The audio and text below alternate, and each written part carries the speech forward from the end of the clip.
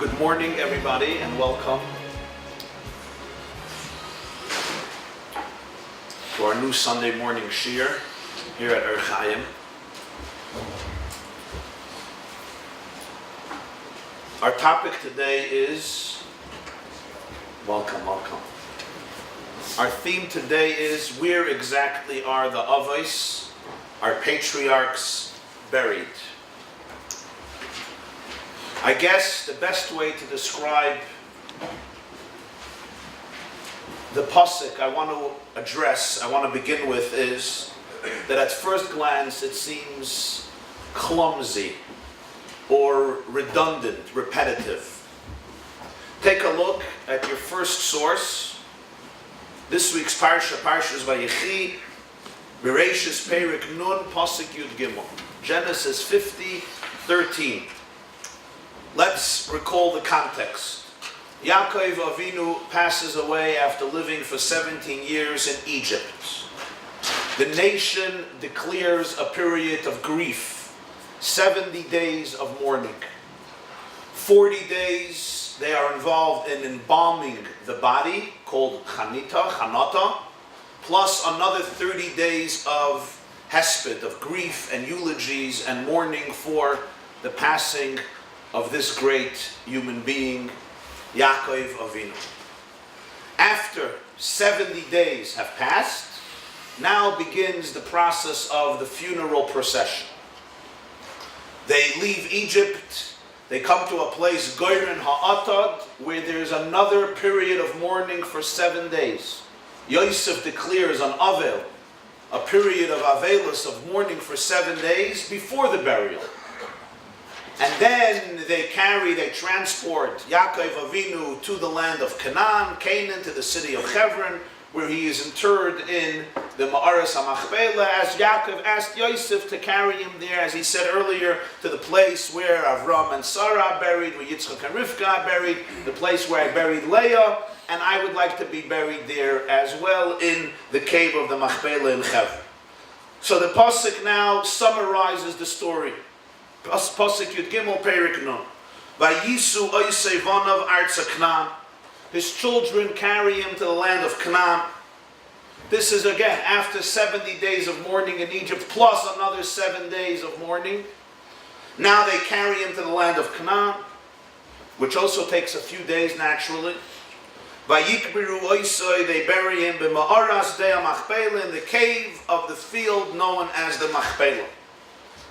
Asher kana Avram es asada la'chuzas kevim meis Efron achiti al pnei mamre.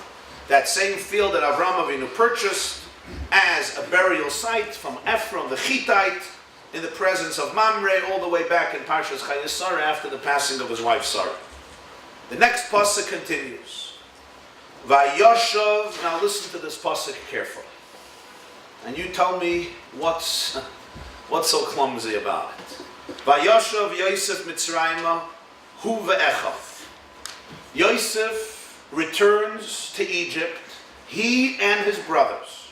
And not only them, v'chol ha'olim itoy likbar esaviv. And all those who ascended with him to bury his father. All of them who went up to bury the father returned back to Egypt. Acharei kavra esaviv. After he buried his father. Now, if it wouldn't say the words Acharei Kavra Esaviv, what would you think? They returned to Egypt before they buried the father. It says Vayoshav Yosef Mitzrayim hu ve'echav v'chol ha'olam itei likbar esaviv. Everybody who went up to bury the father, and we just read a pasuk earlier that they buried him. Now they came back to Egypt. Obviously, it was after burying their father.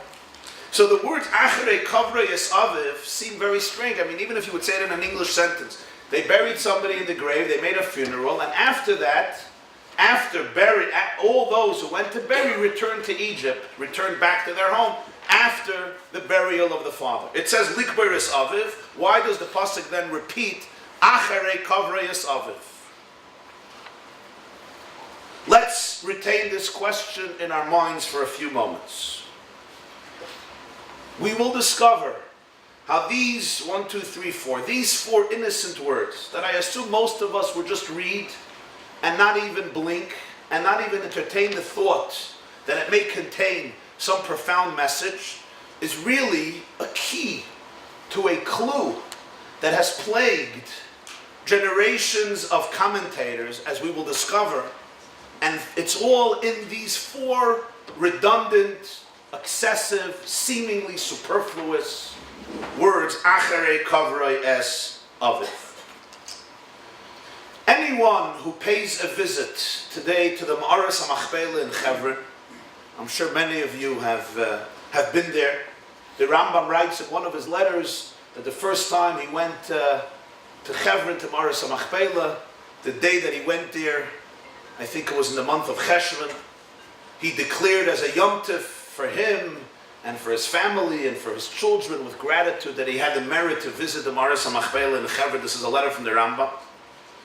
It's very clear that there is a very elaborate structure on the site we call Mearat Hamachpalah. There are 2 floors at least with no windows. The first floor is sealed, nobody goes there. On the top floor, that's where the visits to Mearat Hamachpalah take place. Even the top floor today is divided. There's a section, the large hall, where you have a room of Yitzchak's site, Yitzchak's, what's called Sion Yitzchak, the Matzeva, the tombstone of Yitzchak and Rifka, which is usually off limits for the Jews. Only Muslims are allowed there. And then you have the other section where they allow Jews. I think it's usually once a year, Sukkot, they allow Jews into Chalamayit Sukkot, into the Cava of Yitzchak. Who built this elaborate structure of Mearat Hamachpalah? So of course, there's no one opinion, there are many opinions. When you'll go with your tour guide, he'll tell you that Herod built it because the stones on the structure are very reflective of the style of all of the structures that King Herod, Hordus, who lived close to the end of the era of Bayis Sheni, the second Beis HaMikdash, and was Rome's representative as the ruler of Judea during that time, the century before the Churban Habayis, which the Churban Habayis was, you should know by now, the year 70, or 68 or 69, those who were here Thursday. And the style of the stones, which are very similar to the stones you see on the bottom of the Kaisel Marabi of the Western Wall, are from the period of King Herod of Hordus, and some say that it's actually his structure. However, there are some contemporary scholars who have written extensively on this and claim that the architecture must be traced back far earlier than Hordus. And they trace it back to the early period of the Chashmonaim, during the time of the Hanukkah miracle, which is a few hundred centuries before Hordus.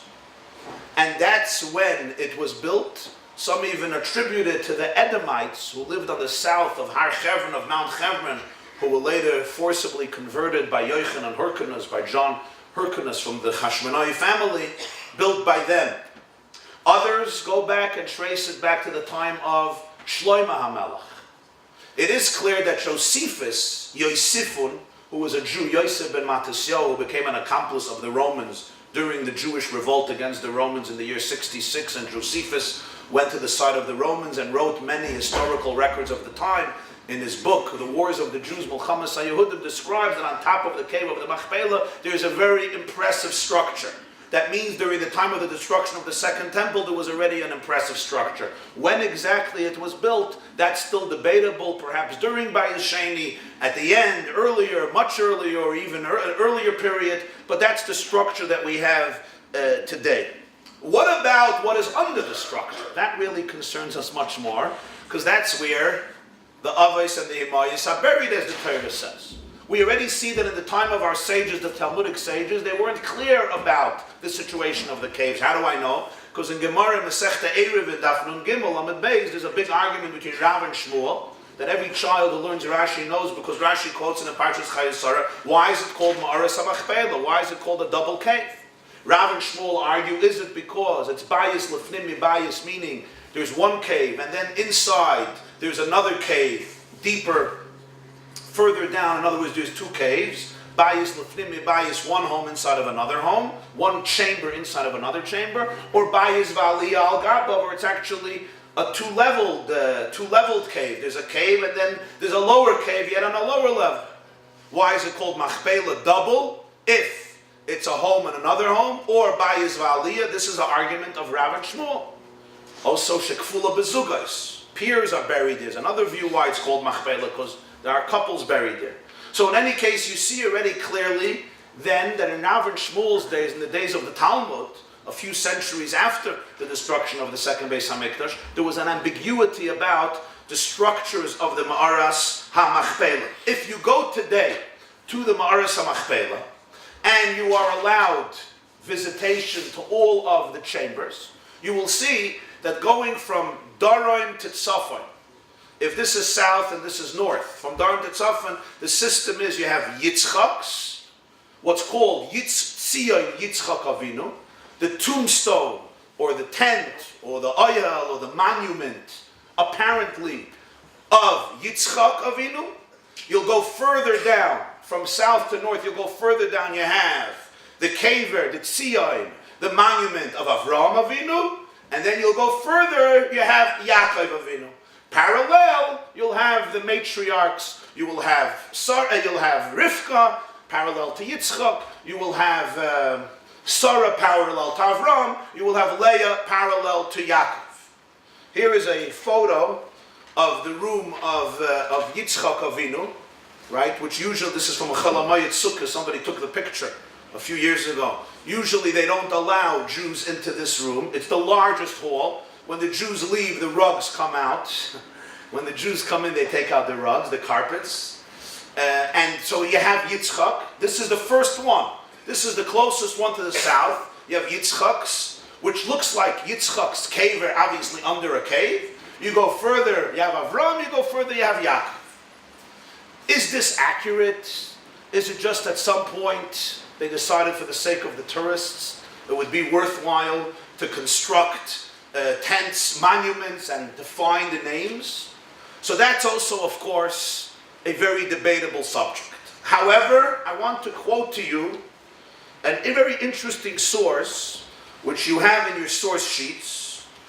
Turn to the other side of your first source sheet. This is a record written by a fascinating and controversial figure. His name was David HaReuveni. You heard the name of David HaReuveni. David HaReuveni was a mysterious Jew who in the early 16th century appeared in Europe, in the Jewish world. And despite nobody really knowing who he is, he had such a charisma. He managed to meet the Pope. He managed to meet great dignitaries, politicians, kings, and had a tremendous influence on the Jewish people, claiming he came from the 10 tribes. David HaReuveni traveled the Jewish world, and he chronicled his travels. One of his travels was Hebron Mearat Hamachpalah. And in the year Reish Pei Gimel, which would be, Reish Pei Gimel would be what? 1523, right? 1523. David HaReuveni visits Mearat Hamachpalah and he records what he saw. You have it in your source sheets. Take a look. This is a quote. Ani David ben HaMelech Shloime Zatzal v'achi HaMelech Yosef HaGadol mimeni. I have a brother who's a king. My father was a king. Achakach nosati me'aza b'yutes Adar. From Gaza I traveled on the 19th of Adar. He comes to Hebron, Valachti b'derech Hebron, Valachti b'yom b'layla, shenechnasti b'Hebron on Mekom Mearat Hamachpalah, Chav Gimel Adar b'Tzaharayim. I come into Hebron, the 23rd of Adar in the afternoon. Bo elai Hashemrim shem shemrim hamayru, bo lenashik yodei v'ragli, v'omru elai boi Baruch Hashem Adonenu ben Adonenu. The guards of Mearat Hamachpalah greet him with tremendous respect. ובואו לפני שניים סקיינים מהשומרים כנסת אברהם והם היותר חכמים וגדולים וממונים על כל השומרים והם המוציאים והמביאים בכנסת ושופטים בחברון ולקחו אותי בידי ועמדוני על קבר אחד ואמרו לי זה קברו של אברהם אבינו. Two of the eldest, most respected guardians of the place the people who are ultimately in charge on the whole Mearat Hamachpalah, take me, they put me on top of one grave, and they say, this is the burial place of Avram. V'ispalalti b'makom at sheishlamti atfilah, achar kach heroli b'tzad hasmol, knesses kotin yesh b'kever sari imenu, u'be'emtza ben kever Avram v'kever sari, knesses tfilas hayishmaelu. They show me the place of Sura in another little shul. In middle between the two is the gathering with the Ishmaelim, where the Muslims are davening, are praying. Umimal roish of Avram kever Yitzchak. Above the head of Avram Avinu, you have the burial place of Yitzchak. So if this is the kever of Avram Avinu, so to speak, and Avram Avinu's head, holy head, is here, and his legs are here, the way of the body. So on top of his head, above his head is Yitzchak Avinu. Yitzchak Avinu would be here. Yitzchak is, right, if I'm looking from a horizontal place, to the right of Avram Avinu. From my perspective, where I'm standing, Yitzchak is on the right, Avram is on the left. The legs of Yitzchak are behind, above the head of Avram Avinu. Yitzchak is above Avram. That's what they told him. V'samach l'kever Yitzchak, kever Rifka, mimal l'reish, kever Sarah. And now again, parallel, you have Rifka, who's above the head of Sarah, just like Yitzchak is above Avram. Umitachas regel kever Avram, tzir kever Yaakov. Below the leg of Avram now begins the monument. I don't know if this is tzir or it has to be tzion maybe. I don't know what it means, tzir, maybe tzion. Tzion is a monument, a oil. I know, he says the footnote. He says it has to be tzion, yeah. That's where I got it from. Tzion kever Yaakov, beknesset gdoila acheres. So Yaakov Avinu is where? Following Avram Avinu, right? Below the legs of Avram, after Avram. Again, if I'm looking from a horizontal perspective, Yitzchak on the right, Avram in the middle, Yaakov on the left, Yaakov below Avram. If you want to look from a vertical point of view, Yitzchak on top, Avram below Yitzchak, Yaakov below Avram Avinu. V'samach l'tzir kever Yaakov, tzir kever Leah, connected kever Sarah. And then again, below Sarah, you have Leah in the section of the matriarchs of the Imahis. What is fascinating is, when you go, this is the early 1500s, right? Reish Pei Gimel, which is 1523. If you go today to Mearat Hamachpalah, as I said, that's exactly the structure that the monuments still convey, meaning Yitzchak on the right, Avram in the middle, Yaakov on the left, Yitzchak above. And then he continues. He describes how he visited Mearat Hamachpalah. He described how he persuaded the guards to let him go down. Below the elaborate, imposing, beautiful Herodian structure, or whoever built the structure, he goes down to the doors of the cave, where he has a whole experience that he describes. They quote some of this in the footnotes in this wonderful article. But he concludes with testimony that the ancients of the place gave him from an old book they had. There was an ancient king who sent a messenger to scrutinize and to scrutinize the depths of the cave of the Machpailah, and was recorded in an ancient book that they showed David Aruveni according to his testimony. What does this book say? It's a fantastical story, but there's one detail that is very relevant to our discussion. So he tells a story, this old king sends 4 people into the cave. Everyone is holding a candle. They spend an hour in the cave. They come out. 3 of them perish. 3 of them die. 1 of them is mute till the 3rd day. Finally, the king summons him, asks him, what did you see in the cave? And he says, I saw as follows. I saw Avram Avinu b'mita b'mokem atzir ha'kever elyon asher asu. I see Avram Avinu in the bed, parallel to the monument above where they say Avram Avinu is buried. Around him there are candles, there are books, his bed is covered with nice clothes. Near Avram is Sarah. V'yitzchak v'Rifka mimal l'roish Avram v'Sarah. Yitzchak and Rifka are above the head of Avram and Sarah.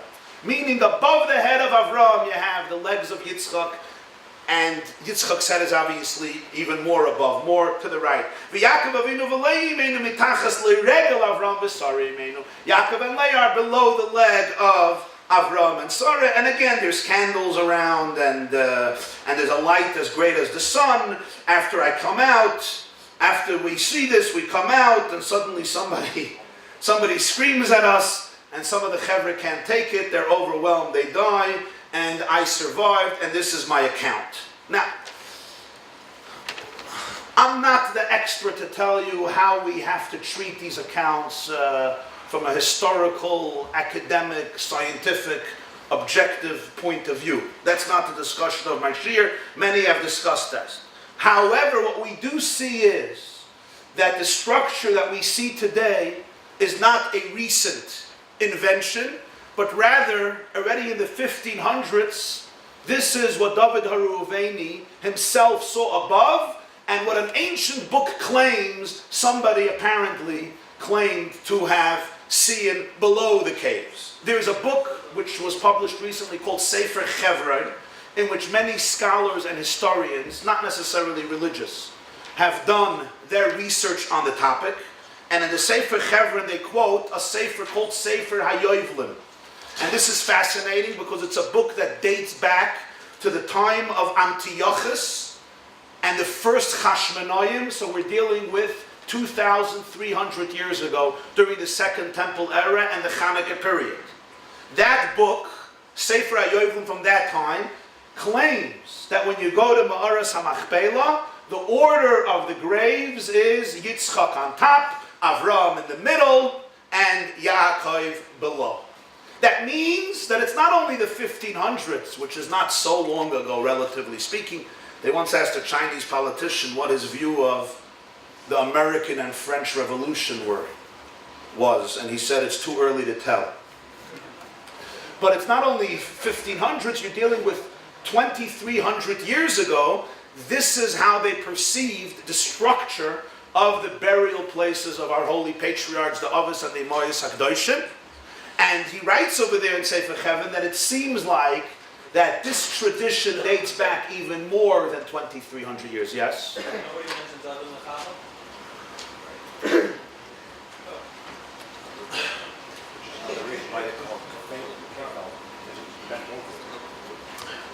In these sources, not. In these sources, not. In Chazal, yes, and in some other places, yeah, but in these sources, not. And in Chumash, not, you know. Chumash doesn't say that. Now, you have earlier travelers to Hebron. Binyamin Mitalidi, you have earlier travelers who describe things, but they're not specific about the structure and the order. That's why I'm not getting into it. So this seems to be a consensus that spans through millennia. Now, let's go to the world of the Talmud, to the world of the Gemara. And we're going to go completely off subject. But as you will see, it's completely on subject. It's completely part of the subject. I'm going to ask you to please take your source sheets and go to source number 2, side 1 of your source sheets. We're going to learn a shtickle Gemara, Brachas Daf Mem Vav Amud Beis. Zag the Gemara, Amalei Rish Galusel Rav Sheshes. The Jew who was in charge on the exile of Babylonia, the Jewish community of Babylonia, turns to Rav Sheshes and he says, Afal Gav de Rabbanan Kshishiatun, even though you are older rabbis, Parsoi B'tzorchi Su'uda B'ki Minaych.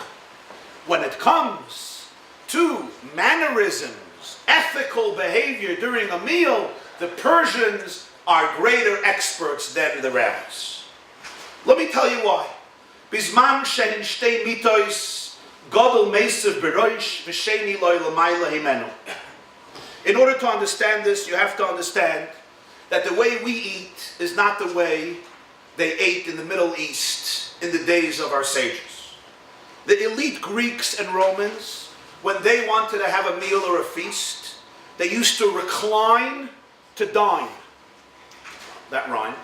And ordinary people would copy them when they could. Because, you know, people like to be, what do they call it? Feinschmeckers. So ordinary people would copy them. Now, although the practice seems strange to us, because we'll soon see how they did it, it must have been both very comfortable, very convenient, and therefore the dignitaries, the monarchs, the wealthy people, the affluent people, and the elite behaved this way. And reclining during meals spread through the Mediterranean and survived for over a millennium. So, although some of us, Pesach, when we're told you have to recline in order to feel free, it's like, let me just sit up, and it might be more comfortable. We may not be doing it in the right way. You're sitting on a chair, you have to have the right couch, the right divan, the right second chair. But this was the practice. How did they do it? So take a look in Rashi, the next paragraph. Brachas daf manval. Bisman shein shtei mitzvos. Regilin oyu lechel be'aseba al tzidei hasmoilis muta v'raglav la'aretz ish al mita achas. Everybody had their own bed, their own couch, their own divan, their own place that they lied, they reclined on their left side. They had a table in front of them to the side of that couch. Chazal say, Rashi brings in other places, everybody usually had a small table, or maybe they had sometimes one longer table. And everyone lied on their bed, they reclined to the left, and that is how they relaxed and they ate their meals. And that is why Pesach, when we want to experience B'nai Chayrin, the idea of freedom and aristocracy and royalty, there's an obligation to bring back that style of feasting, to the point that if you didn't, you have to redo it again. Beheseba, what we call Kulana Mesubin, we're all reclining. Says the Reish Galusa to Reb Sheshes, the Persians know how to do it.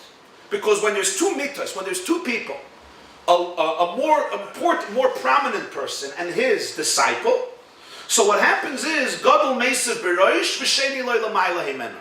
Meaning, the first one who goes into the couch is the Gadol, the more prominent one, and the second one is Lamayla Himenu. He lay on the bed above him. So again, if this is the bed, well, this is live people, if this is the bed, and somebody is lying here, the Gadol, right?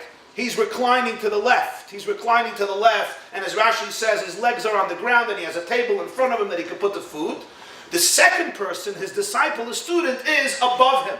In other words, behind, above his head. So from a vertical point of view, he's above the Gadol. From a horizontal point of view, he's on the right to the Gadol. Ubizman shehem shalish, what if you have three? Gadol meisav be'emtza. The Gadol is in the middle. Sheni loy lamayla himenu. The second one is above. Shlishi loy lamata himenu. The third is below. Alma later Psheshes tells the Reish Galusa, with all due respect to the Persians, this is absurd. When you have two people, a Gadol, a great man, and his disciple, and he wants to talk to his disciple, what does he have to do? You're forcing the Gadol. He can't start talking to his disciple. You know why? Because he's lying this way, right? His disciple is behind him. If he starts talking, he's literally talking to the walls, quite literally. So he has to sit up, turn around, and say, hey, my dear student, what's going on, or whatever the conversation is. It's completely disrespectful. Certainly, the katan should be below him, so that way he could remain in his position. The katan's head should be by his legs, right? And that's when he can start talking to him. That's what Reb Sheshes asks the Reish Galus. Amalei, the Reish Galus says, Shani parsoi de machvele b'machir. You don't know us Persians. We don't talk. We use sign language. We don't talk at meals. Sign language. So it's not a problem if he has to talk to him. So if he's talking in one direction, the guy is behind him, he won't hear a word. You just got to pick up his hands and make a gesture, make a signal, and the person will realize, and that's how they communicate, and therefore it's not an issue. Amar Reb Sheshes says, listen, Persians are here, Persians are hin. Ano masnisa yadayim. Ich weiß a Bryce. I'm not an expert on the op-ed page of the New York Times, but a Bryce I know. There's a Tosefta, a Bryce of Chazal. And that's where I know how to behave during a meal. The Tanya, the Bryce says, Ketzat Seder Seder. How do you recline? Bisman shein shtei mitas. When there are two beds, Gadol meisav beroish, v'sheni loy lamata himenu. The Gadol, the Rebbe, the Master, the Father, whoever it is, the more prominent one, he goes in first, and the Sheni loy lamata himenu, below him.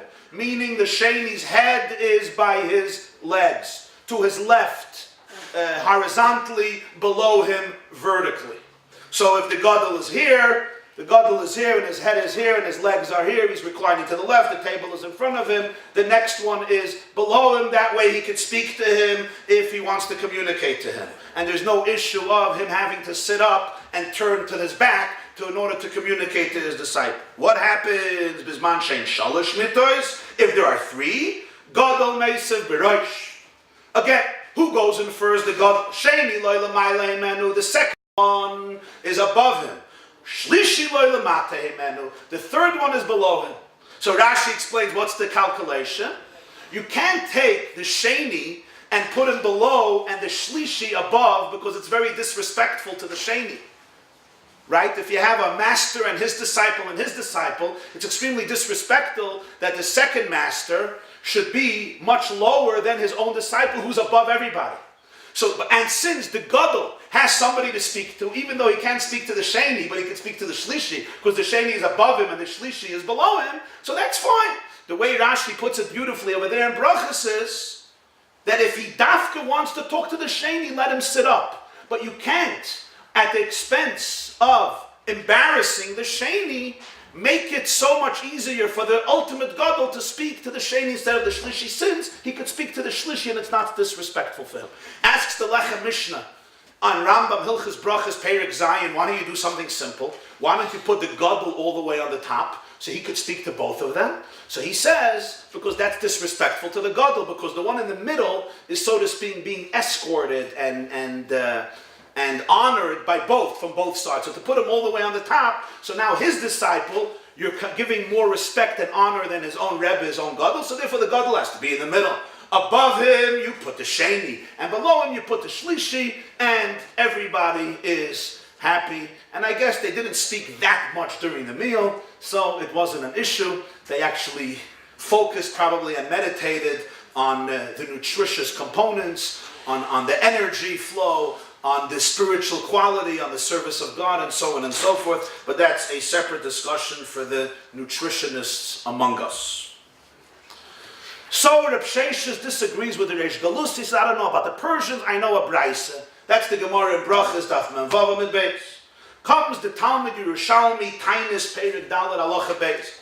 And the Yerushalmi quotes the same Braisa, and that's why this Braisa was embraced both by the Babylonian Talmud in Brachas Menvav, by the Jerusalem Talmud in Tainis Perek Dalet, and thus Halacha L'maisa in Rambam and all the Poskim when they ate in that fashion. Zak the Yerushalmi, Tani, we have learned, Seder Heisev, the order of reclining, Bisman shein shtei mitas hagadol sheben olam meisev, b'roi shel yoinav hasheni lo lamata mimenu. When you have two beds, the Gadol is first, and the Sheni, the second one, is below him. Bisman shein shalosh mitas, when you have three, hagadol sheben olam meisev b'roi shem tzoyiz, the Gadol goes into the middle one. Hasheni lo lamayla, the second above. Hashlishi lo lamata mimenu, v'chein masdirin v'hoilchin. And that's how. What if you have 4 or 5 or 6 or 7, that's how you keep on doing it.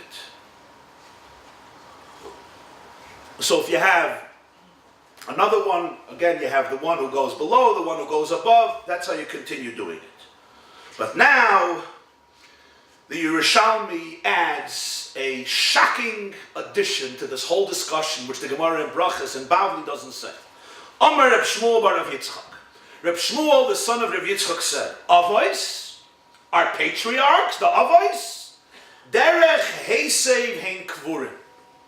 Our Avos are buried in the same fashion like we do Heseba, like we recline during the feast. So right after the Gemara describing the system of feasting according to halacha, Reb Shmuel adds, and that is the way the Avos are buried. What does this mean? So the commentators of the Talmud Yerushalmi, Yifei Mara, Karban Ha'eda, Pnei Moshe, these are the classic commentators of Talmud Yerushalmi, written in different generations, all say the same thing. And I just took one of them. I think this is the language of the Yifei Mara, but all of them say the same thing in different words. Avraham, be'emtza, Avraham in the middle, Yitzchak liyaminai, Yitzchak to his right, Yaakov l'smoiloi, and Yaakov to his left. That's what the Yerushalmi means. Avraham is the Gadol, he's the Zayda, He's the father, Avraham Avinu, he's our patriarch, he's the first Jew. He is the one who begins the entire monotheistic faith in the Jewish family. He's obviously the Gadol. So where is he buried? He's in the middle. His head, his legs in the middle. Now you have Yitzchak Avinu is Sheni. Where is Sheni? Sheni goes Lamayla. So the legs of Yitzchak are above the head of Avraham Avinu. Yaakov is the third. So Yaakov goes Lamata of Avraham Avinu to the left below Avraham. So what do you have according to the Yerushalmi? Clearly, you have the system of Yitzchak, and then Avraham, and then Yaakov. And when it comes to the matriarchs, you have Rifka Imenu, you have Sari Imenu in the middle, the Shviger, right? The mother-in-law, the Baba, the Shviger and the Baba. And then on the left, you have Leah parallel to Yaakov, who is the third of the Emayas. Of course, Rachel is elsewhere. You might ask, are they having conversations? The whole point of Eseba is he's in the middle, so he could speak to the Shlishi. What's the connection? What's the connection to Derech Esav? That the Yerushalmi doesn't say. I can't answer the question if they're having conversations or not. We do know the Gemara says in Masechet Tainis Daf Hey Amud Beis, Yaakov Avinu loy meis, and Rashi brings it in Rashi Parshas Vayechi. Rashi explains it in his way, Tosfos explains it in his way, the Maharsha explains it in a different way. Many Svarim, especially Sifrei HaMechker, Kabbalah, Hasidus, explore the Yaakov Avinu loy meis at length. But let's understand that it's not only about conversation. It's also about respect. For example, we have a halacha that if a Rebbe is walking with his Talmud, the Talmud should not walk to his right side, right?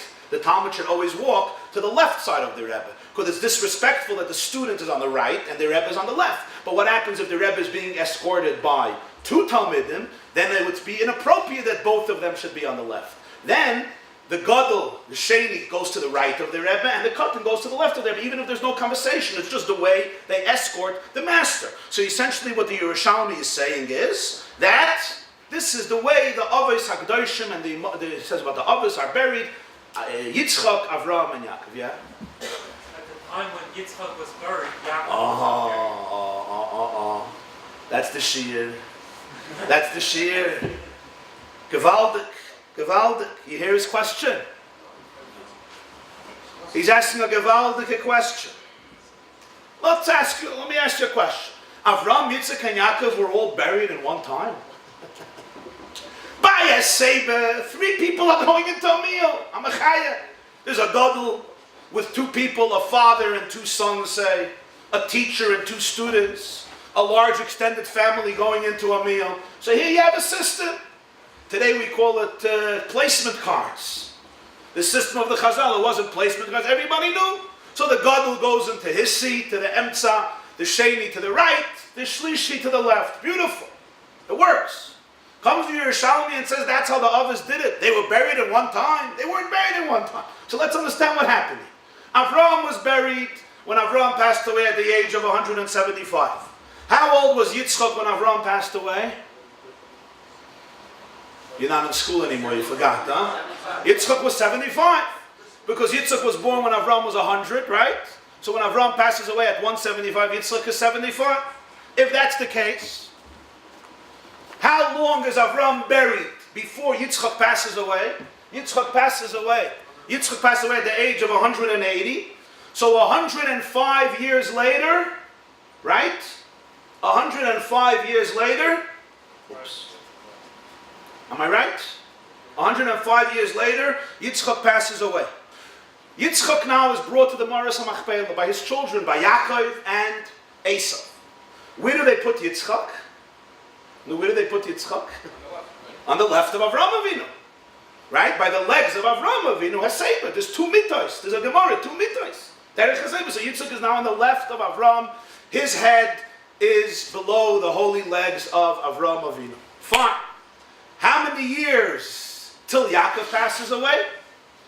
Yitzchak was how old when Yaakov was born? Yitzchak was 60 when Yaakov was born. Right? So how old was Yaakov Avinu when Yitzchak passed away at the age of 180? Yaakov was 120. Yaakov lived till the age of 147. So 27 years after the passing of Yitzchak, Yaakov Avinu passes on, and the boys, the children, bring him to the Mearat Hamachpalah. Now what do? Where do you put Yaakov? You want Derech HaSeba. So where does Yaakov belong? Yaakov belongs to the left of Avram. But you can't do that. The left of Avram is already occupied by Yitzchak. You put Yaakov on the right of Avram. So now Yitzchak, who is Yaakov's father, is all the way on the bottom. Yaakov, the grandson, is all the way on the top. So it's not Derech HaSeba. That's not Derech HaSeba. That's completely not Derech HaSeba. So what do? You take Yaakov and you put him to the left of Yitzchak. So now what happens? That's Derech HaSeba. So now the gadol is all the way on the top, right? And in the middle you have Yitzchak Avinu. The son is getting the honor more than the father. The father's all the way up, and the son Yitzchak is in the middle. So what is the Yerushalmi saying Derech HaSeba for? This is an impossible situation. You're not dealing with a meal where 3 people come together, or at least in a distance of a few minutes. You're dealing with Avos who were buried. You have 100 years and 27, etc., all these years apart. So it's something very off. What's pshat in the Yerushalmi? This is a very difficult Yerushalmi to understand. Now, we're not the first ones to raise this question. We're not the first ones to raise this question. It's already raised by the commentator, one of the great commentators of the Yerushalmi. When you learn Talmud Yerushalmi, on the side you have the Pnei Moshe, right? You're familiar. The Pnei Moshe was Reb Moshe Margolius, who was born in the year Taf Ayin, which means Taf Ayin is 1710. 1710. According to many, he was one of the Rebbes of the Vilna Gaon. Reb Moshe Margolius wrote his commentary Pnei Moshe on Yerushalmi, and he wrote a longer commentary called Mara Haponim to Yerushalmi. In Pnei Moshe on the Yerushalmi, I quoted earlier, he says, what does the Yerushalmi mean? Avram in the middle, Yitzchak on the right, Yaakov on the left. In his Mara Haponim, he says this is impossible. It can't be like that. It's not Derech HaSeba. If Yitzchak was buried initially to the left, it's not Derech HaSeba. So the Mara Haponim tells us a history lesson of his own.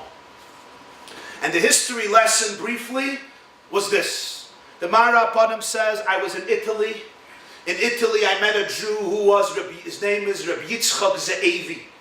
Rabbi Yitzchak Ze'evi is a child who grew up in Hebron. His father was a famous author. He was orphaned at a young age. He says, I was 7 or 8 years old. Rabbi Yitzchak Ze'evi is telling Rabbi Moshe Margolius, the Pnei Moshe, who writes this in his commentary, Mara Haponim on Yerushalmi times. He says, the guard of the Mearat Hamachpalah, a Muslim, an Arab, fell very ill. My mother was an expert in herbal medicine. So my mother got together remedies, and she saved the life of this guard who was very ill. As reward, he came to me and my mother in the middle of one night, and he said, I'll give you a secret tour of Mearat Hamachpalah, because at that time the Jews were not allowed at all visitation to Mearat Hamachpalah. Forget the cave, forget Yitzchak Avinu's cave. They weren't allowed into the structure at all. As you know, there were long periods of time, right, of history. They would only go to the steps outside. There was the famous 7th step that people still pray. Jews were allowed to daven over there. They would go up to, you know what I'm talking about? On the right side of the structure, there are steps. You go up the 7th step. They say when the Imre Emes, the Ger Rebbe came, he went to the 11th step, and he stops at Dosida, Doidos. In Ger, there's a Maisa, the Imre Emes, the Ger Rebbe. The Imre Emes was the son of the Sfas Emes, who was the grandson of the Chidushei Harim, who was the first Rebbe of Ger. The Imre Emes passed away in 1948. He was in Yerushalayim. So when he went up the first time, they said in the 20s, he went to the 11th step, and he stopped Das is Das.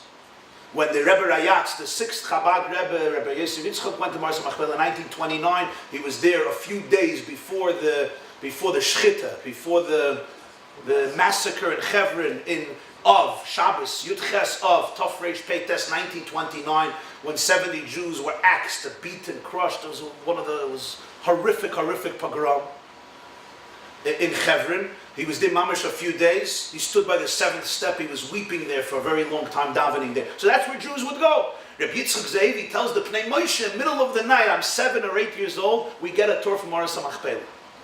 And he says, and I want to tell you, that over there I saw an inscription. And the inscription said that the system of the burial sites, the structure of the burial sites is Avraham, Yitzchak, and then Yaakov. So the Pnei Moshe writes, that's Pshat in Yerushalmi. Derech Hesev means when they were buried, not now. When they were buried. Avraham was buried, Yitzchak came, he was to the left, and then Yaakov came, right? They're not going to put Yaakov. They're not going to put Yaakov to the right. They put Yaakov lower. You're right. Right now it's not Derech Haseba because Yitzchak is in the middle. But when they buried Yitzchak, it was Derech Haseba. So he bases this on a testimony of a 7-year-old, right? Reb Yitzchak Zevi in Heaven in the middle of the night, when the guy frightened the living daylights out of him because he said, we got to go. This was complete crime. I mean, he probably could have paid with his own life. He was paying back the mother. And that's why many people discuss and question how much one can rely even on that inscription. Is it possible maybe, somebody I saw suggested, is it possible maybe that he just saw that it says you have Avram, then you have Yitzchak, and maybe he assumed himself afterward you have Yaakov, right? As a 7-year-old, he didn't realize maybe Yaakov is on the other side of Avram Avinu. So it's possible there were different errors, but the Pnei Moshe wants to accept this, and the reason he wants to accept this is because he has a problem with the Yerushalmi. It's not Derech Hesev. There's no Haseba. How do you reconcile this problem? So that is what the Pnei Moshe does. Although, as I told you today, the structure we see is what? Yitzchak, Avraham, and Yaakov. The Yerushalmi says also, Derech Hesev hein Kvurim. The Yerushalmi doesn't say Yitzchak was buried Derech Haseba. Derech Hesev hein Kvurim. They are buried Derech Haseba. That's how they're buried. According to the testimony of Rabbi Yitzchak Zevi, regardless, we don't know exactly what he saw and how accurate it was. And even if it was accurate, that's an inscription that somebody made. You don't even know the accuracy of that. What exactly was the legitimacy and the source of that? But the bottom line is, it's not Derech Hesev in Kvurim. You have Yitzchak in the middle. You have Avraham. You have Yitzchak in the middle, Avraham to the right, and Yaakov to the left. It was a question that perturbed so many who learn Yerushalmi. There's a sefer called Taharas Sdei HaMachpailah. And he goes to an extreme. He says that Derech Hesev doesn't mean the order of burial. Derech Hesev means most people who are lifeless are just lying on their back. But the Avos are not completely lifeless. They're more like asleep. And therefore, Derech Hesev, it's like they're reclining. The physiological structure of their burial, says the Taharas Sdei HaMachpailah, is like Haseba rather than just flat on their back of a lifeless corpse. That's what he says is the meaning of Yerushalmi. Now, perhaps it is also the meaning of the Yerushalmi, but to say that's the meaning of the Yerushalmi is very difficult. Context, context, context. How does this come into the Yerushalmi? The Yerushalmi is talking about positions of how to sit? No. The Yerushalmi is talking about, the beginning of the Yerushalmi is Tani, Seder, Hesev, the order of personalities. And then the Yerushalmi finishes, Avos, Derech, Hesev, and Kvurim. To say that the meaning of the Yerushalmi is I'm not talking about order anymore, I'm talking about the physiological structure of how they're lying, doesn't seem to be a satisfactory explanation of this Talmud Yerushalmi. Do you want to say then another suggestion? Avram was buried, Yitzchak was not buried to the left maybe. Yitzchak was buried to the right. And then when Yaakov was buried, they buried Yaakov to the left and it all worked out. But then you have the same problem. How can they bury Yitzchak to the right of Avram Avinu when it's disrespectful? Because Yitzchak is now above Avram Avinu, on the right of Avram Avinu. Yaakov is not there to put Avram Avinu in the middle. So that would also seem very strange, because Yitzchak wasn't buried Derech Haseba, and Avram, it wasn't respectful for Avram Avinu based on the idea of Derech Hesev.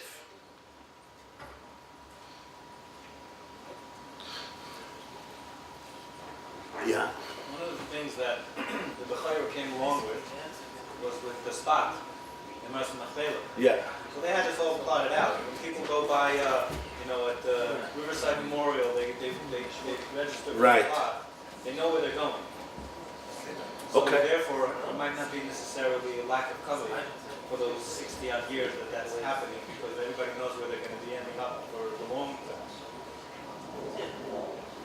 So you're suggesting that they buried Yitzchak to the right, not Derech HaSeiba.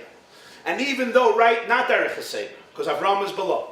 And even though right now it's inconsistent with the respect and the structure of Derech HaSeiba with the Gadol, but nonetheless, since in the future, after Yaakov Avinu will pass away, it will all come back to its proper position. Therefore, there was no hakpada. So what the Yerushalmi means is that right now it's Derech HaSeiba, but initially it was not. And the Raya is that one of the things they fought over was the spot.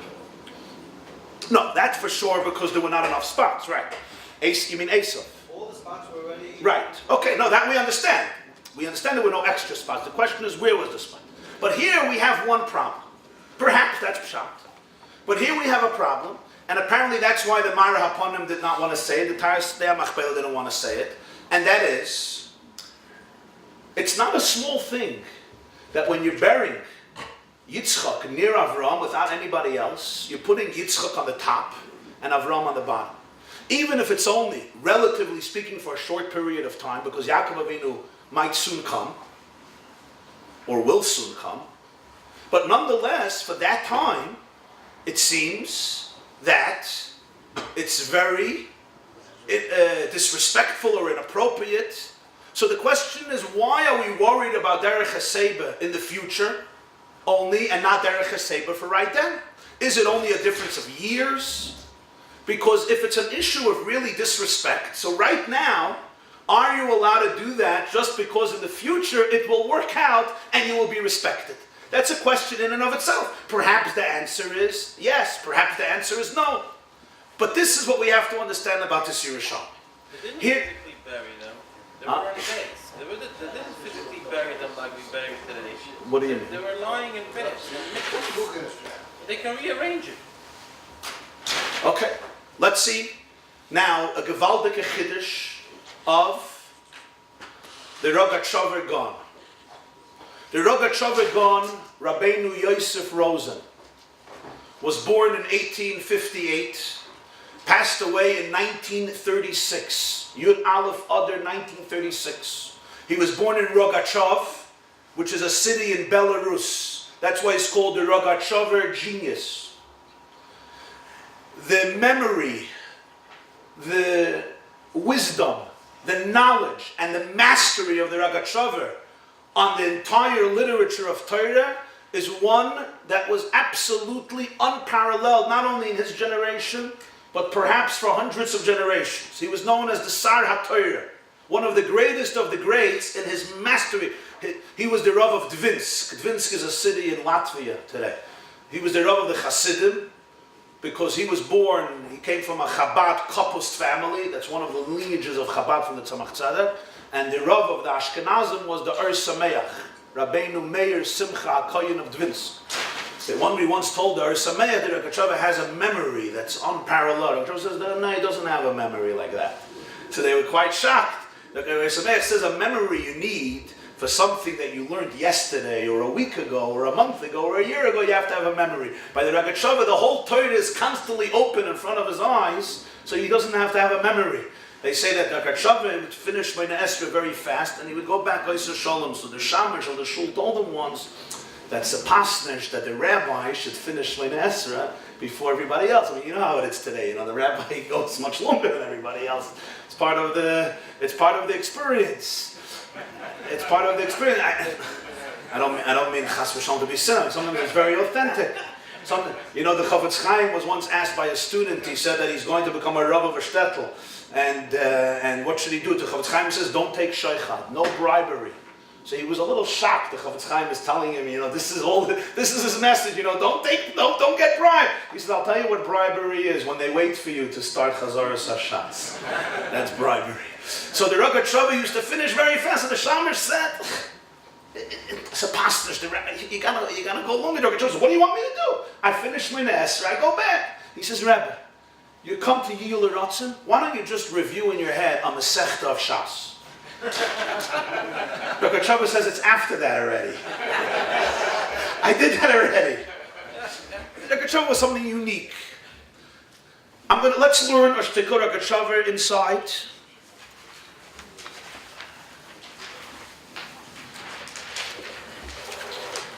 We're going to learn Rogatchover. It's your second source page. It has one side. It says Tzafnas Kaneach on the top. Let me tell you the point of what he says. What's fascinating to me is not only what he says, how he says it. The brevity, a few lines, simple, clear, not even a question. It's obvious to him. It's a clear pasuk. It's this whole debate, he doesn't even ask questions. Automatically, everything gets answered. The Rogatchover suggests to us, without quoting the questions discussed above, but they're automatically answered, that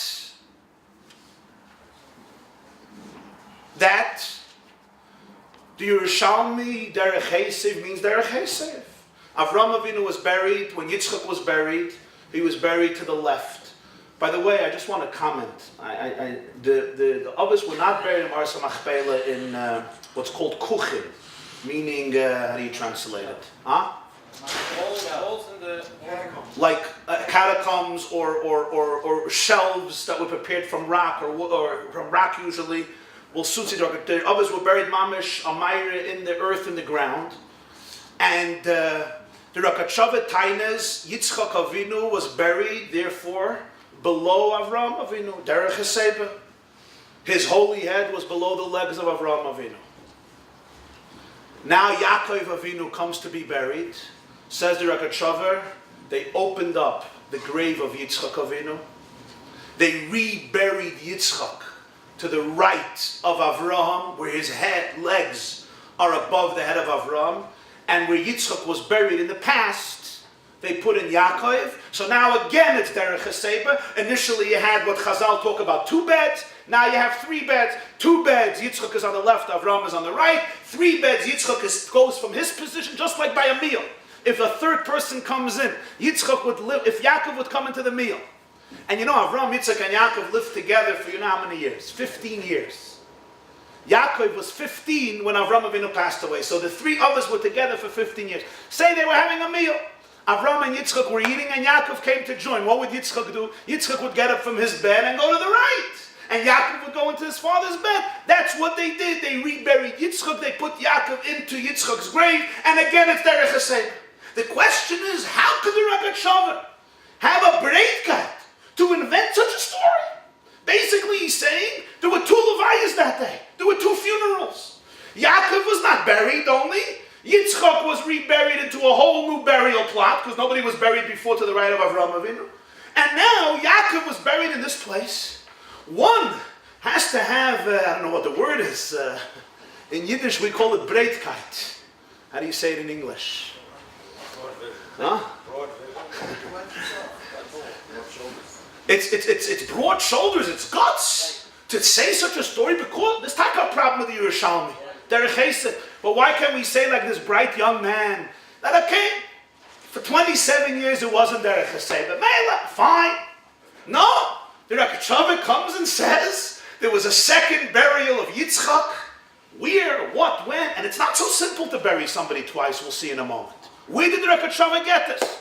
And the answer is the Rogatchover read a pasuk in Chumash, and he saw it clearly, explicitly, bluntly, straightforwardly stated in a pasuk in Chumash. Which pasuk? The pasuk that we began the shir with. Go back to the pasuk with me, please. Your first source, and now read the pasuk with the Rogatchover's glasses, with the Rogatchover's vantage point. Pasuk Yudalit. Listen. Vayechi Yosef Mitzrayim uhu v'Yaakov. Yosef and his brothers come back to Mitzrayim. V'chala oilam itay, and all those who went up with him.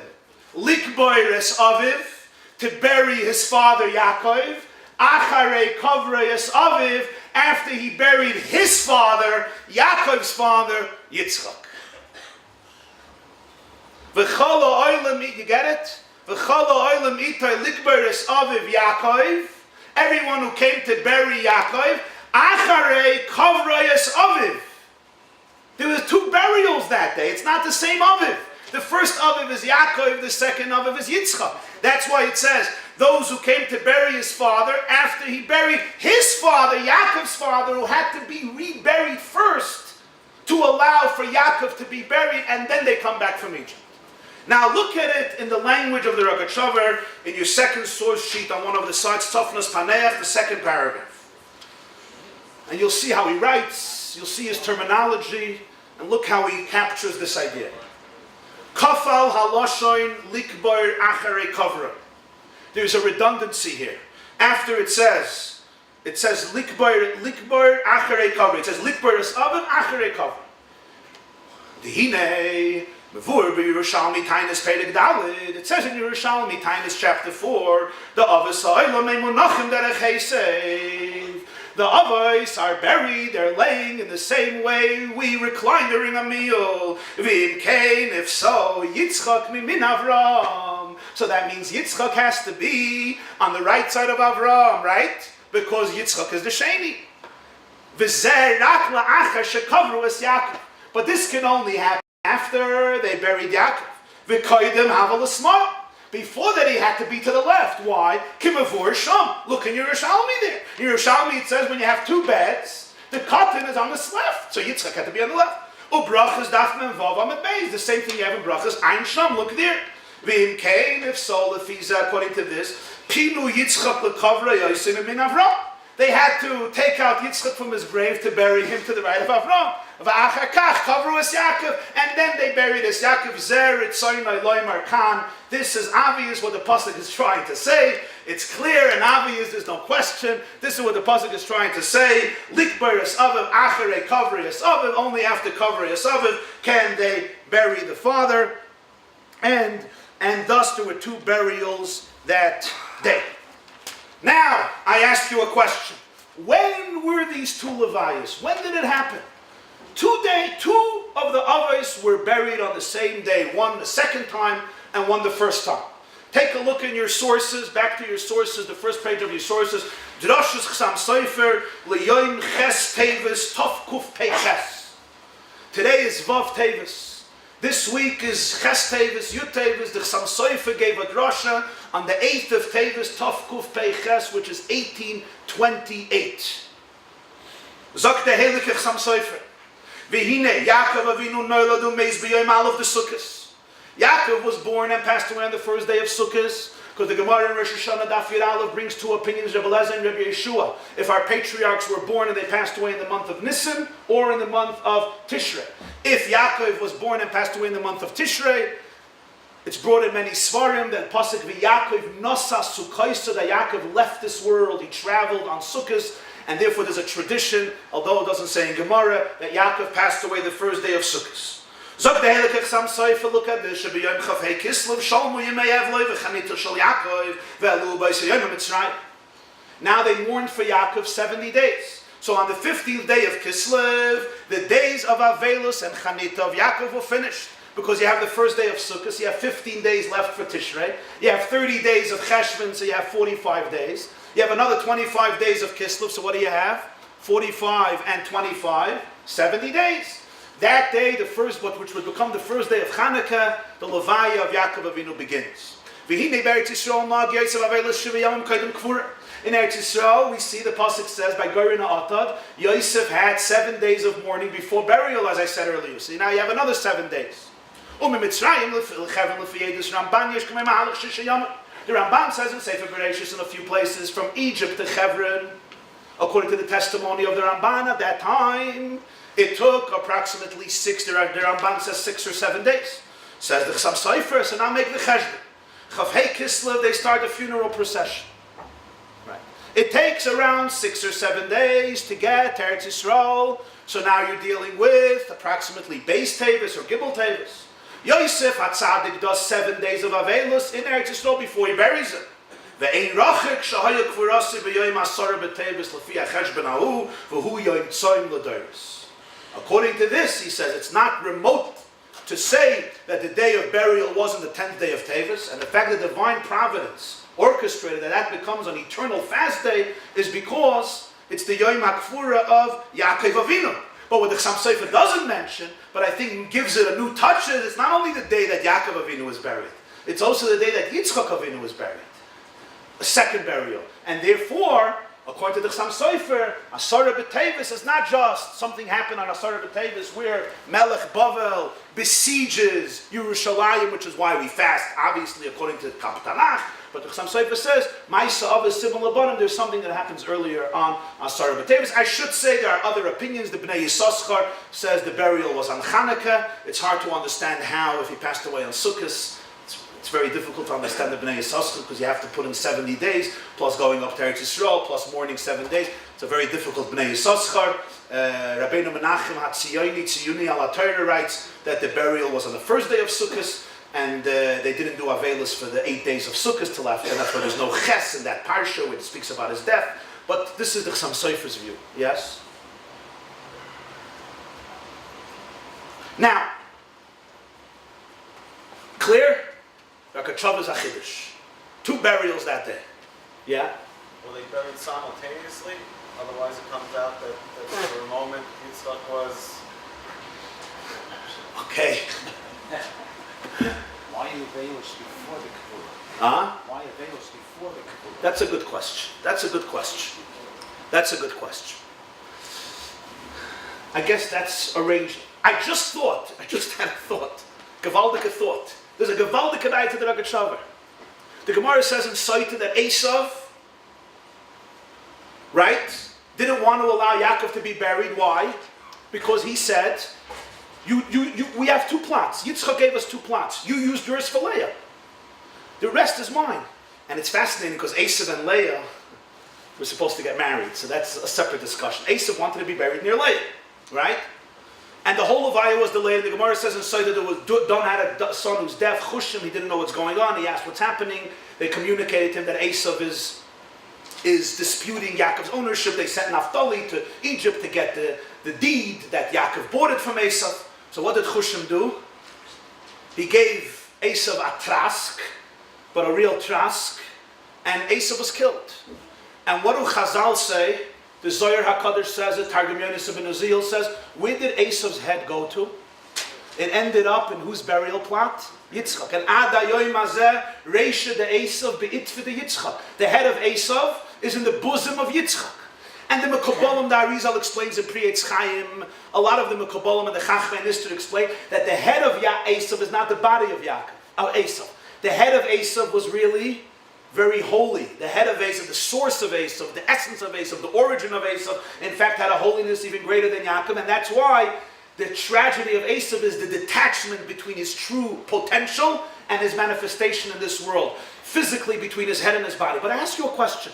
How does a head end up in Yitzchak's grave?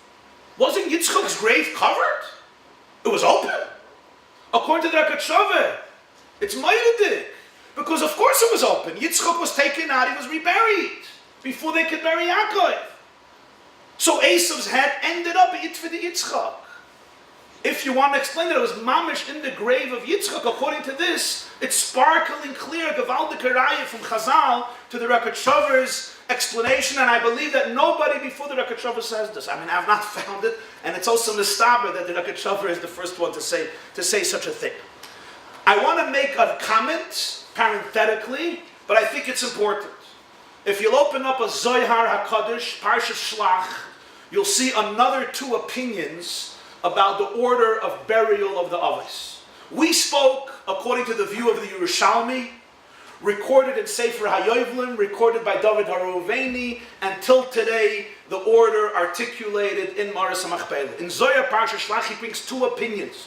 One opinion is Cava died first. Speak about Cava, died first, and she was buried to the right, not right near the wall, but 1 space away. Adam was buried to her right, so it's Adam Cava, Sarah Avraham, Rifka died before Yitzchak, Rifka near Sarah, Rifka Yitzchak, Leah died before Yaakov, Leah Yaakov. So the Zohar says, one opinion is, it goes like this: Cava, Adam, Sarah, Cava, Adam, Avraham, Sarah. Again, Sarah was buried 2 spaces.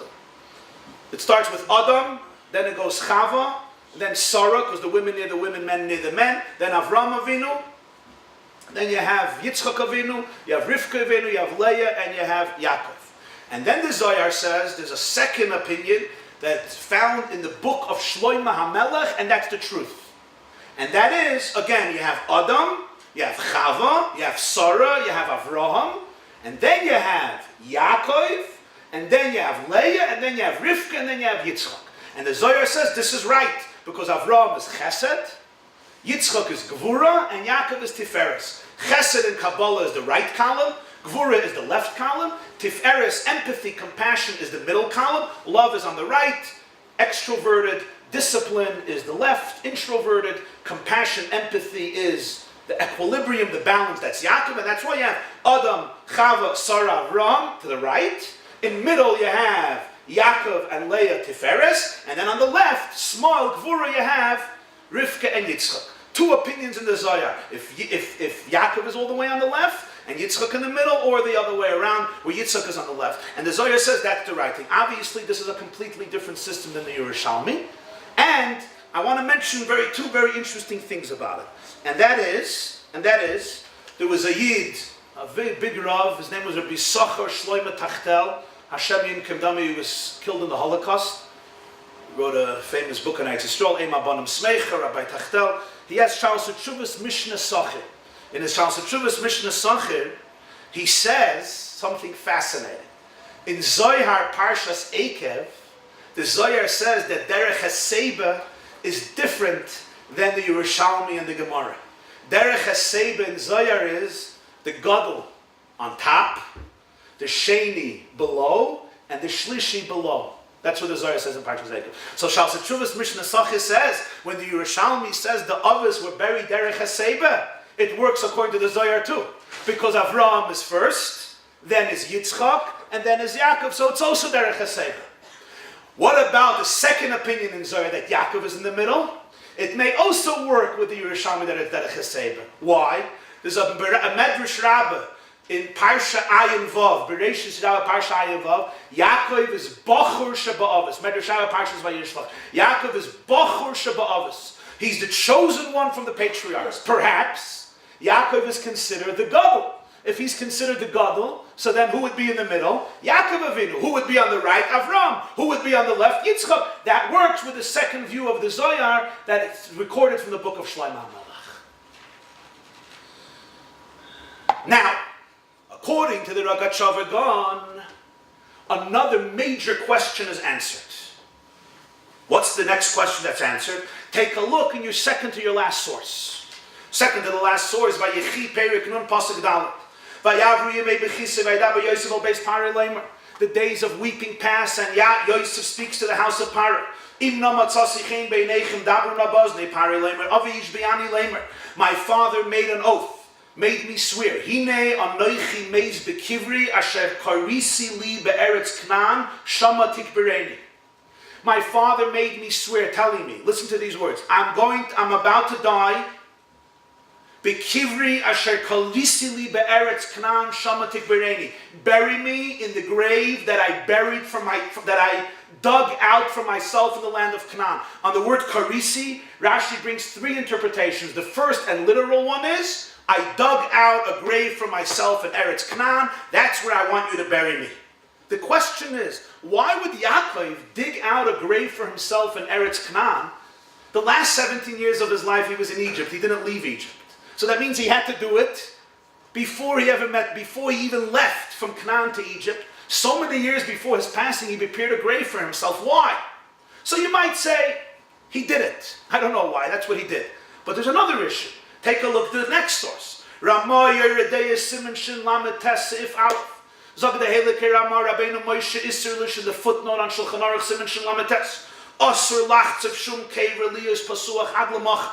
It is forbidden to dig a caver and leave it even open till the next day. Shelo Yikberu Boy HaMeiz Ba'isei Hayoyim. Make sure that the mace, the corpse, is buried that day. Don't leave it open overnight till the next day. And he adds the yesh sakana bedover. There is a danger. Rabbeinu Yeruchim b'shem Rabbi Yehuda HaChassid Zechron Levracha. It's a very famous Rabbeinu Yeruchim named Rabbi Yehuda HaChassid, where he says chas v'sholem, somebody else could die, and therefore make sure do not leave the grave open unoccupied. So the question obviously is, how can Rabbi Yehuda HaChassid, Rabbeinu Yeruchim, and the Ramah Paskins and Shulchan Aruch, when Yaakov Avinu did just that? Yaakov of Yosef says, my father told me that he dug out a grave for myself. So there's a Sefer Ginze Yosef by Rabbi Yosef Schwartz. He says, I don't understand. How can the Ramah paskin in the name of Rabbi Yehuda HaChassid when there's a pasuk in Torah Shebeksav? Yaakov said, I did it. Ashakarisili, the Munkat Sherav, the Minchas Elazar, Charles Chuvas Minchas Elazar asks the same question. He says it's mamash a contradiction from this pasuk. In addition to that, there's a Mishnah in Moed Katan of Chesamid Beis. Ein chayfrin kvarois v'kuchin b'moyed. Chayla moyed, you're not allowed to dig out graves. So Rashi says that people used to prepare graves for themselves that they would use la'achar zman, they would use after time, and you're not allowed to do it chayla moyed because it's a tirchi yisera. It's excessive work and bother, and there's no purpose to do it chayla moyed. It's not like the person has to be buried. It's la'achar zman. So therefore, you don't do it on chayla moyed. It's forbidden. A Mishnah in Moed Katan. What happened? And the Mishnah is based on Yaakov Avinu. Perhaps. You see, you can do it. And yet, Rabbeinu Yeruchim, Rabbeinu Yehuda HaChassid, and Ramah brings in Shulchan Aruch that you're not allowed to do it. There's a letter from the Ramban, Rabbeinu Moshe ben Nachman, who made Aliyah to Eretz Yisrael a few years after the debate in 1263 between him and Pablo Cristiani in Barcelona, Spain, which we discussed a few days ago, the great famous debate. A few years later, the Ramban makes Aliyah to Eretz Yisrael. He writes a letter back to his son, whose name is Nachman. His son was named after his father, who lived in Gerona, and he writes a letter to him that I'm planning to travel to Hebron, where I'm going to dig out for myself a grave.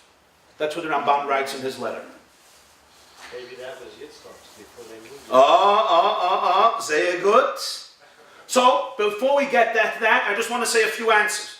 The Chida, Rabbeinu Chaim Yosef David Azuloi, in Birchei Yosef Simen Tovkuf Mem Zayin, says the prohibition is only for a goisus. Somebody who is very, very ill, and it seems like the situation is extremely dire, don't dig for them a grave, because Isra Mazale, it's not good for their mazel, but Stam digging a grave without specifying it's for this person, the Chida holds is completely not a problem. The Minchas Elazar says that the Minig by Yidden is not like Rabbi Yehuda HaChassid. They do dig graves. This Dei Chemed, Rabbeinu Chaim Chizkiyahu Medini from Hebron, the Rav of Hebron, writes that the lashon of the Ramah is, what does the Ramah write? If you look in the words of the Ramah, Liyos pasuach ad lamacha. You can't leave it open. But if it's dug and then it's covered, or actually he says if it's refilled with earth, I thought it could just be covered, but he says if you refill it with earth, it's not a sakana. That's what this Dei Chemed writes. There is an article about this whole topic, in which a lot of the sources that I brought were from there, by Rabbi Yisrael Danderovich, in a periodical called Nezer HaTorah of the year Tafshin Samach Zayin, 2007. He wrote an essay about this topic, and he says there that according to the Rogatchover, the answer is very obvious. There's no contradiction to Rabbi Yehuda HaChassid and the Ramah.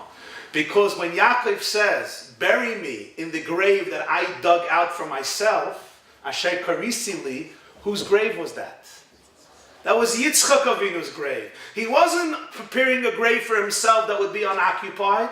He prepared a grave in which his father Yitzchak was interred right then. So why does he tell Yosef, I buried it for myself? I dug it out for myself? Because Yaakov Avinu knew that it's derech haseba, and therefore one day that grave that he prepared for his father Yitzchak is really a preparation for himself, because Yitzchak will be moved to the right and Yaakov Avinu will occupy it. You wanted to say something? Yeah, there was a minig that people had to become not so haughty, to go dig graves and sleep in them in the middle of the night. They sang Reb Moshe Montefiore, It was a support system for the Shvuah. The fact that Yaakov opened the grave was an emphasis or an absolute requirement. That he got to go there. That Yosef had to support the Right. But I think it goes even a step deeper, if I may add. And that is, why does Yaakov have to tell this to Yosef, the grave that I dug for myself? Perhaps that is when he told him, that's how it has to be done.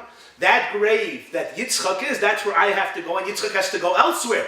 But it also answers another major question, and that is, halachically, you're not allowed to just transport a body from one grave to another grave, right? However, all the poskim write in Yored in Shulchan Aruch, you have in Yored Siman Shin Samach Gimel Seif Aleph, that is only if there was no initial condition. But if there was initial condition, If they buried him with a t'nai, with a condition that they're going to move him, then it's not a problem. When Yaakov told Yosef, the grave that I dug for myself, what was he saying to Yosef? That when I dug the grave for Yitzchak, I made a condition that it's what? It's for me, because Yitzchak is going to be moved. So it completely eliminates the halachic problem of moving Yitzchak from one burial place to another burial place.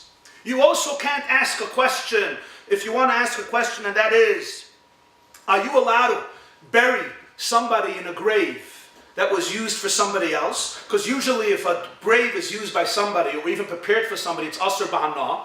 So the Shalos Tshuvos Harashba writes that you're not allowed to use it for hana for yourself, but to use it for another mace is completely not a problem. Most Acharonim paskin like that. The Rabbi Yosef and Shalos Tshuvos Yabia Omer Chelik Zayin brings this halacha l'maisa, and therefore it's not a problem to use the grave that was used for Yitzchak to use for Yaakov. However, there's one last problem. There's a halacha in Masechta Smachos which deals with issues of burial, etc. No Perek Hey, and I'm going to quote: "Hachoitzev kever la'aviv v'holach b'kavle b'makam acher arei lo yikaver by oilamis." If somebody digs a grave for his father, and then he goes and buries his father elsewhere, he cannot use that grave for himself out of respect for his father.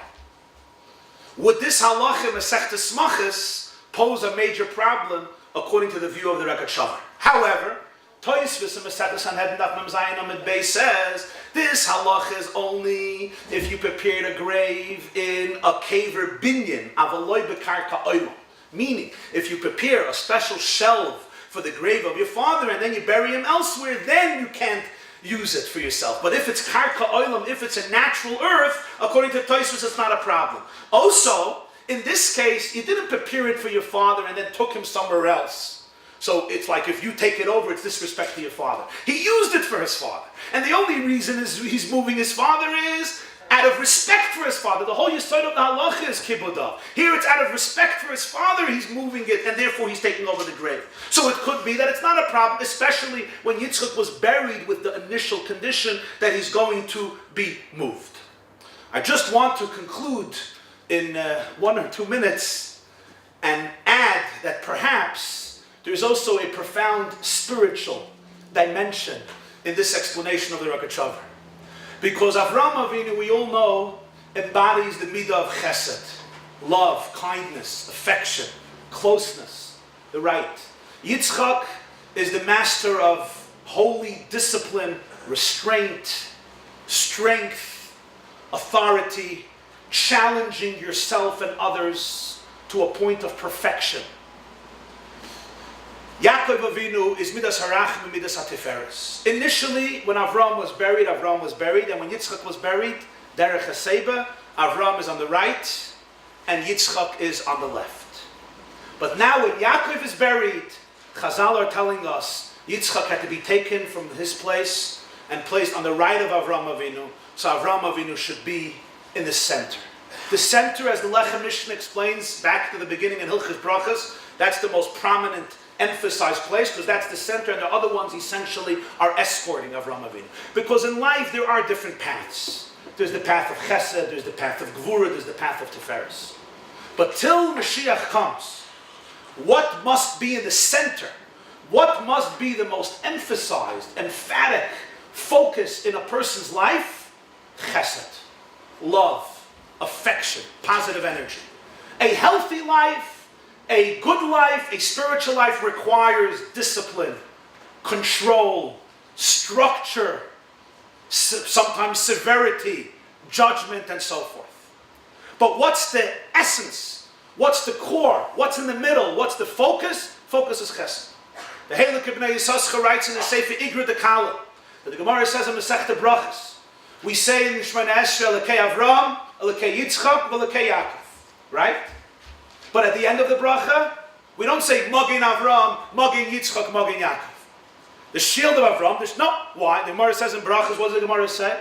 That Hashem tells Avram Avinu, Lech lecha meyartzecha meladecha beisavicha l'Aretz asher areka, and then he promises him all the blessings. So the Gemara goes through the pasuk and says, Ve'escha l'goy gadol, that's Elokei Avram. Avarechecha Elokei Yitzchak. Agad l'shmecha Elokei Yaakov. Yachal Yiyu Chaismin B'Kulam. I would think the end of the bracha would also be mentioning all of them. Talmud Loimar, Veheyei bracha, V'cha Chaismin, Ve'ein Chaismin B'Kulam. The end of the bracha is with you. So I think it's in Igra Dekala, he writes, that throughout the journey of the Jewish people, there are three different paths in Avodas Hashem. There's the path of love, there's the path of discipline, there's the path of Tiferes of Rachim. Yachal Yiyu Chaismin B'Kulam. When it comes closer to the end of Golus, you could think that at the end of Golus is also all three paths. He says no. Towards the end of Golus, it's Magen Avram B'Chach Chaismin. The main energy, the main focus is on Kiruv Hadas, on closeness, on embracing, on showing and demonstrating tremendous warmth and compassion and empathy and love. The B'china of Avram Avinu B'Chach Chaismin. Already from the time when Yaakov Avinu was buried, Avram must be in the center, the Gadol. Even Yitzchak Avinu, which is Midas Hadin, where is he placed? He's placed on the right. In Kabbalah, there's a concept called Achlifu Duchtayu, meaning Oyer HaChesed B'Klei HaGvura, Oyer HaGvura B'Klei HaChesed, where the energy of Chesed comes in a vessel of Gvura, the energy of Gvura comes in a vessel of Chesed in order to mitigate and dilute the intensity of it.